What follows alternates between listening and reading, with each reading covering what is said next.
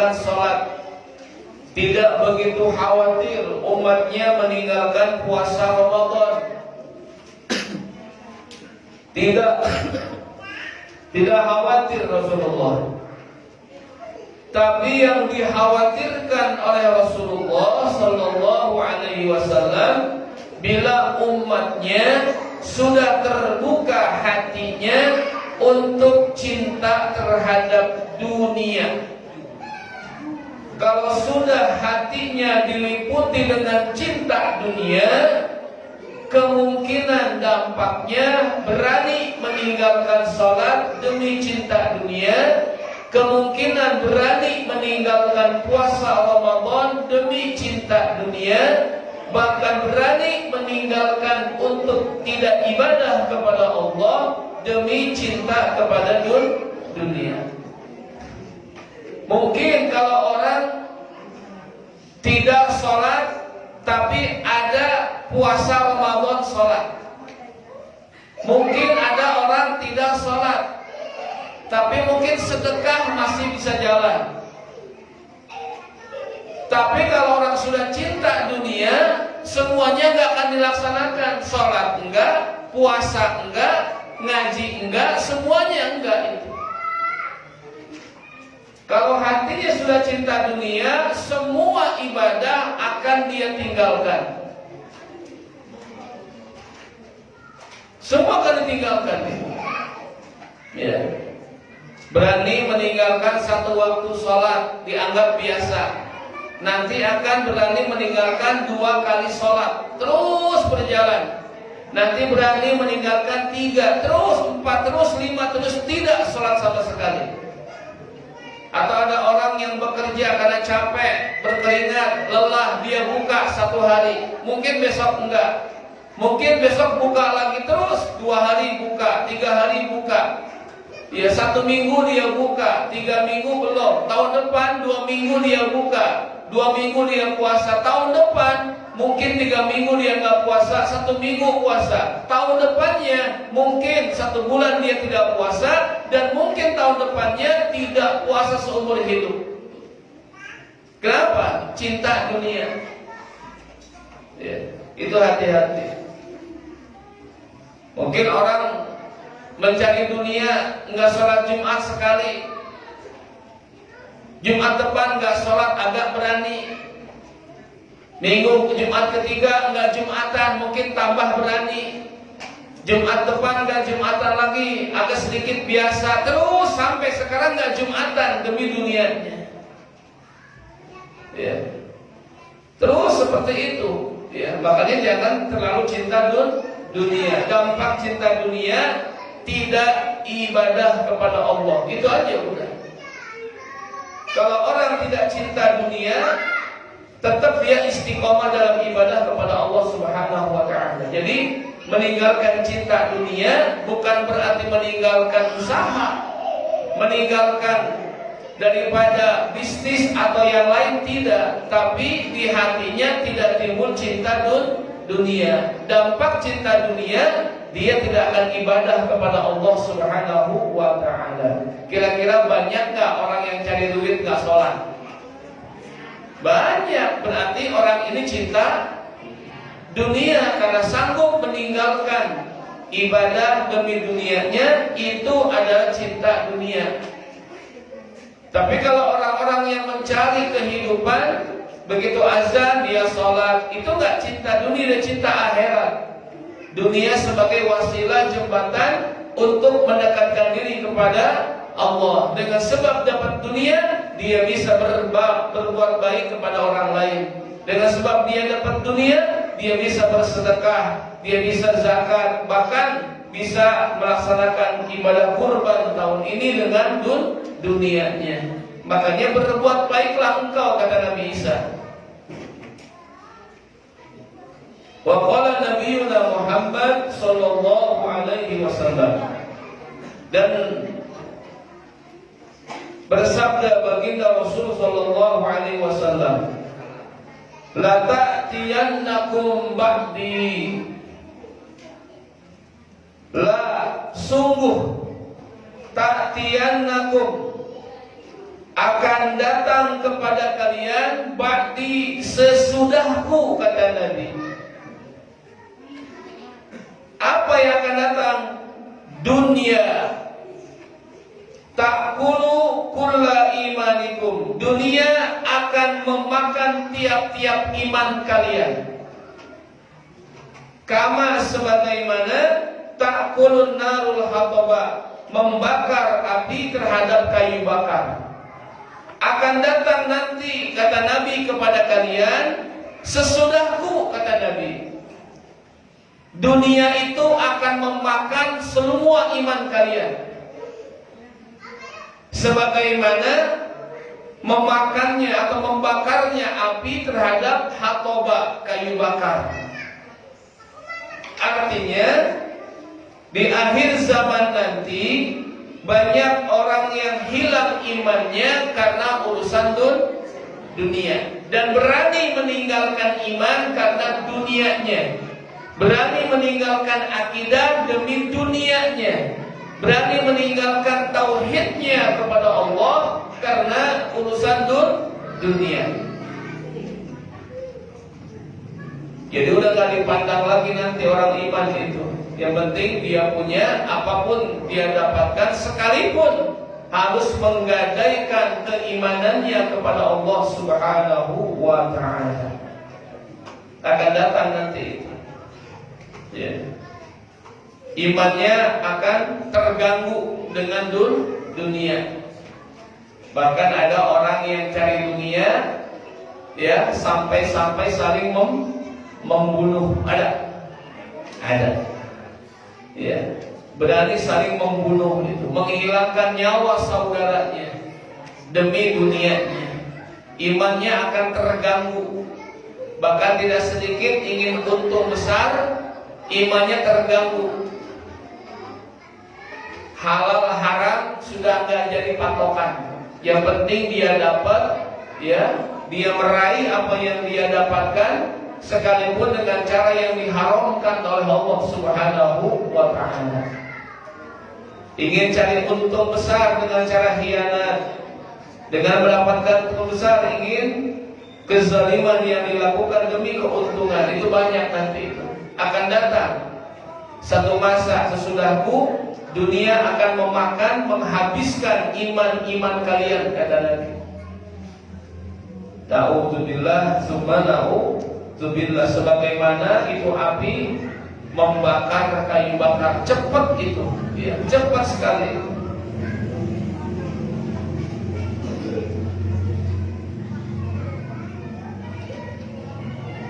Wa auha Allah Ta'ala ila Musa, wa auha, dan mewahyukan Allah Subhanahu wa ta'ala ila Musa alaihi salam, kepada Nabi Musa alaihi salam. Ya Musa, wahai Nabi Musa, kata Allah Ta'ala, la tarkanunna, jangan engkau condong, jangan engkau condong ila hubbid dunia, kepada cinta dunia. Jangan engkau condong kepada cinta dunia.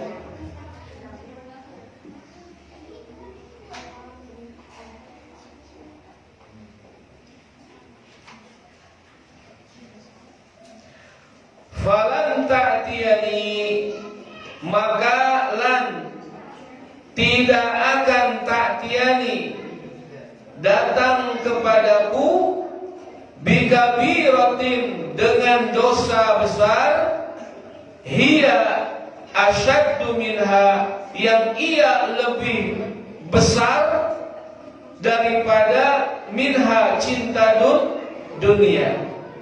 Tidak akan datang kepadaku, kata Allah, bikabiratin, dengan dosa besar, hiya, dosa besar itu, asyaddu, yang lebih berat, minha, dari cinta dunia.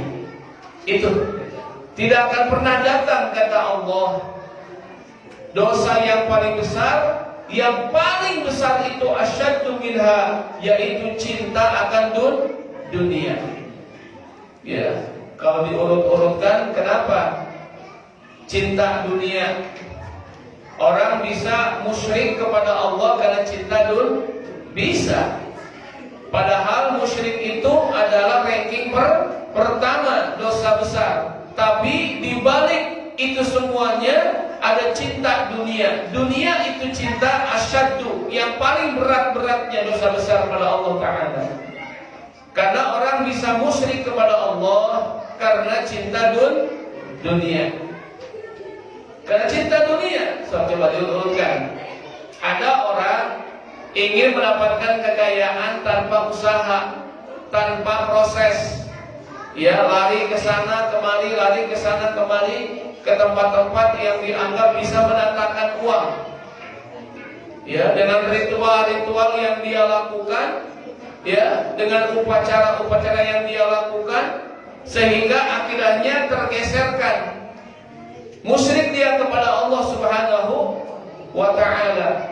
Agar hasil lautnya itu berlimpah ruah, maka adakan upacara persembahan penunggu laut itu, dengan harapan nanti esok lusa nelayan menghasilkan hasil ikan yang sangat besar dan banyak.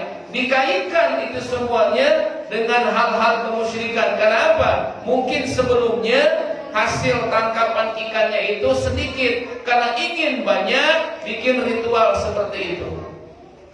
Ini contoh kecil saja.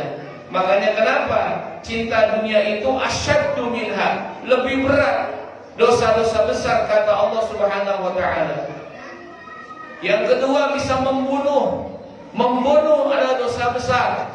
Dan kita tahu rata-rata orang membunuh kenapa? Karena cinta dunia, pengen akan dunianya. Ya. Ada orang lain maju dengan usahanya, timbul cinta dunia, dibunuh orang tersebut. Dan banyak sekali, ya, orang bisa membunuh orang lain karena dunia. Contohnya, ada orang ingin mendapatkan kendaraan, dia begal di jalan tuh, betul? Kenapa? Kepengen dunia, dia gak punya motor, pengen yang bagus yang lewat, dikejar dan dibunuh itu. Tetap cinta dunia gitu. Dan semua terjadi dosa-dosa karena cinta dunia. Makanya benar, ya, Allah berfirman kepada Musa, tidak akan datang kepadaku dosa besar, dialah yang paling besar adalah cinta dunia. Makanya la tarkanunna ila hubbid dunia, engkau jangan condong kepada cinta dunia. Na'udzubillah summa na'udzubillah. Lalu wa marra Musa alaihissalam, dan Nabi Musa melewati birojulin, seorang laki-laki. Nabi Musa melewati seorang laki-laki. Wahua, laki-laki itu yabki, sedang menangis. Menangis laki-laki itu. Lewat Nabi Musa, laki-laki sedang menangis. Lalu waroja'a, Nabi Musa balik lagi. Wa huwa yabki, laki-laki itu masih nangis juga. Tadi lewat depan dia nangis. Udah lama balik lagi tuh Nabi Musa lewat jalan itu masih nangis juga laki-laki itu. Faqala Musa, maka Nabi Musa pun berkata, Ya Rabb, ya Allah, abduka yabki, hambamu sedang menangis, min mahafatika, karena takut kepadamu. Faqala, maka Allah menjawab, Ya ibna Imran, hai anak Imran. Jadi Nabi Musa teh keturunan bapak Imran.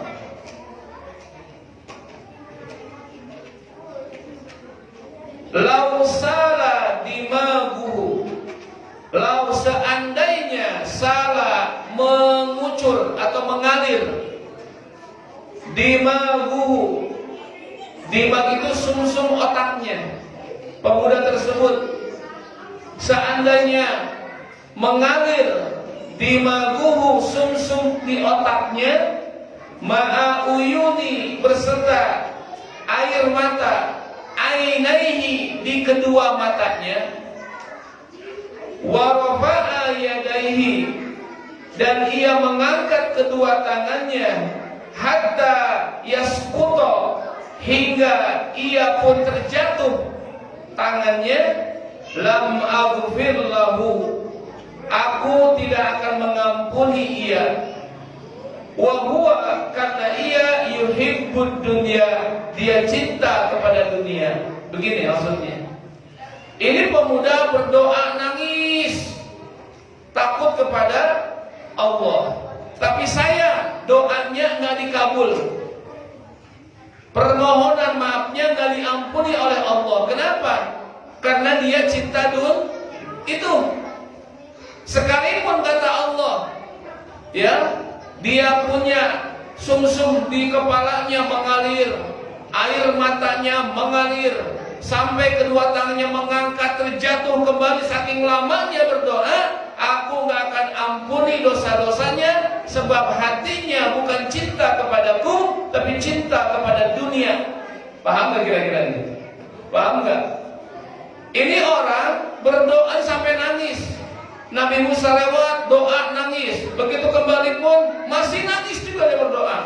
Takut sama Allah, tapi sayang Allah gak akan mengampuni permohonan doa tersebut. Kenapa? Tadi lausala dimagu, ya kan? Ma'a uyuni ainaihi wa rafa'a yadaihi hatta yasquta lam aghfir lahu.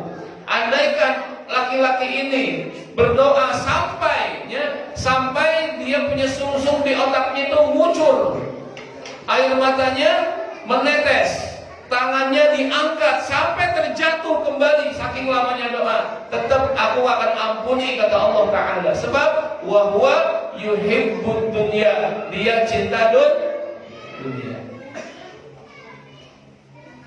Bayangkan ya, ini Nabi Musa menceritakan orang yang nangisnya luar biasa, tapi lagi ngadoa ingat dunia aja. Ingat karena dunia, ingat cinta dunia. Alam aghfir lahu, aku akan ampuni kata Allah. Kenapa? Wa huwa yuhibbud dunya, dia cinta dunia kata Allah Subhanahu wa ta'ala. Makanya kadang-kadang kita minta doa dari orang-orang alim yang zuhud hatinya, yang qanaah hatinya. Mungkin dari lisan cuma sedikit dia katakan doa sama kita, karena hati cinta kepada akhirat mungkin lebih tajam daripada ucapan seorang yang alim tapi hatinya bergelomor dengan dunia. Itu hati-hati. Belum tentu orang alim tersebut yang doanya hebat, belum tentu Allah ijabah. Kenapa? Ininya ya tajam sama dunianya, ya gemerlap dunia, mewahnya dunia. Mungkin doa-doa ulama-ulama yang mungkin terpencil, yang hidupnya orang gak ada yang tahu, tersembunyi, mungkin hatinya sudah cinta akhirat. Mungkin dari lisan itulah doa-doa yang kita minta kepada beliau-beliau itu yang akan diijabah oleh Allah Subhanahu wa ta'ala. Kadang-kadang kalau kita silaturahmi seorang ulama, rumahnya 4 tingkat, mobilnya mewah semua, mau nanya ke dia, masih berapa ya? Kan begitu, betul nggak? Halamannya lega, mobilnya ada 3, rumahnya mewah, ya. Begitu kita nanya, konsultasi tuh, merek sabarahannya, imah segede, kan begitu pikiran tuh, pikiran. Tapi kalau rumahnya biasa-biasa, enak duduknya, kan begitu, beda nanti. Karena apa? Mungkin hatinya gak condong dengan dunia. Sebayangkan kalau ke silaturahmi orangnya mewah, rumahnya glamor, orangnya mewah, bagus, ya. Pikiran, nanya gimana? Nanti amplopnya berapa nanti nih? Masih 50.000 kayaknya gak cocok nih, kan begitu. Kan pikiran itu. Makanya Rasulullah SAW enggak diperlihatkan kekayaannya di depan umatnya. Andai kata Rasulullah memperlihatkan kekayaan depan umatnya, maka tipe kayak kita ini malu ke rumah Rasulullah. Malu gak? Oh, Rasul kaya raya kayak Nabi Sulaiman umpama. Yang Allah perlihatkan kekayaan Rasulullah. Lah orang-orang yang mungkin miskin, fakir, yang ada main sama Nabi malu. Nabi bajunya bagus, mentereng, mewah. Mungkin kita ingin dekat sama Nabi malu. Kenapa? Yang diperlihatkan mungkin kayanya kayak Nabi Sulaiman. Yang miskin-miskin umat Nabi mungkin minder nanti ketemu Nabi. Betul lah kira-kira? Atau mungkin ya sengaja Allah nggak perlihatkan ketampanan Rasulullah di depan umatnya seperti Nabi Yusuf. Andaikan Rasulullah diperlihatkan ketampanannya di depan umatnya kayak Nabi Yusuf, mungkin wajah-wajah kita yang 4,3 nih, yang bopeng, penyok, panjang dikit, malu sama Nabi ketemu. Nabi ganteng banget. Maka yang wajahnya pas-pasan minder nggak? Minder. Atau Nabi diperlihatkan gagah perkasa seperti Nabi Musa alaihi salam. Mungkin badan yang kerempeng kayak Halmi ketemunya malu sama Nabi. Oh, Nabi kekar, ototnya Elmen, kita kan dadanya Prenagen, ketemu sama Nabi hijau, Halmi malu, kerempeng, Nabi kekar, gitu kan? Atau Allah perlihatkan suara yang merdu kayak Nabi Daud alaihissalam. Mungkin suara nopal, malu ketemu Nabi, suaranya nyebret gitu. Tapi yang Allah perlihatkan di depan umat Nabi adalah bukan suara yang bagus, bukan tampan yang ganteng, bukan harta kekayaan, bukan tegap badan, tapi yang diperlihatkan oleh Allah kepada Nabi buat umatnya adalah akhlak yang mulia.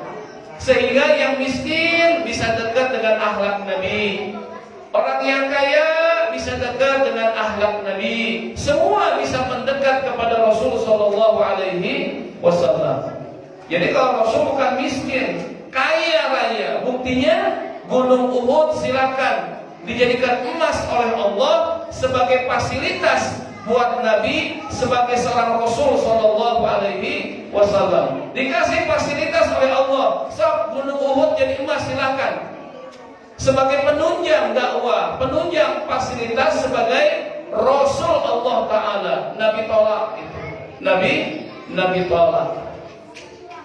Merdunya suara Nabi pernah didengarkan oleh Abu Lahab.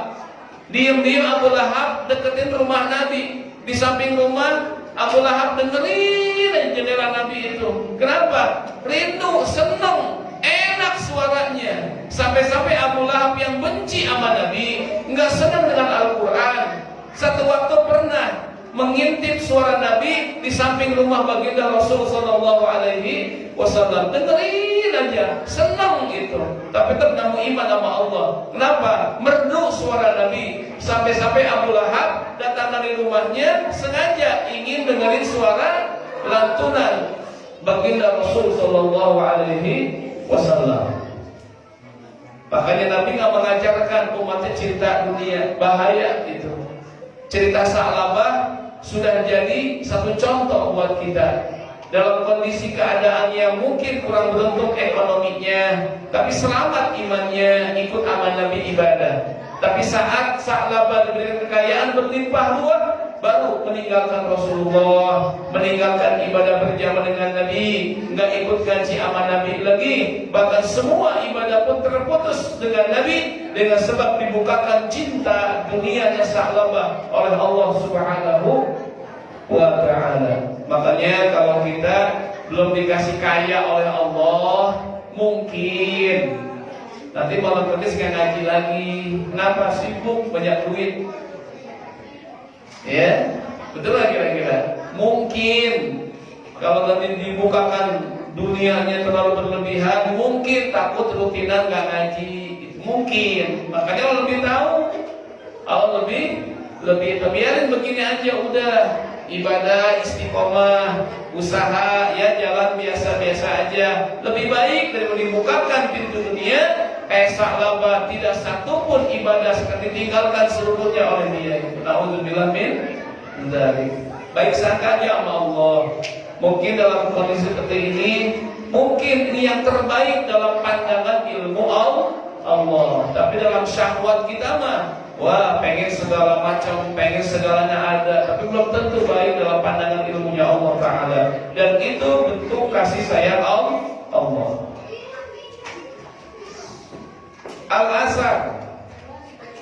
Al-asar ini adalah kaul sahabat. Ada ikhbar itu adalah kaul Nabi.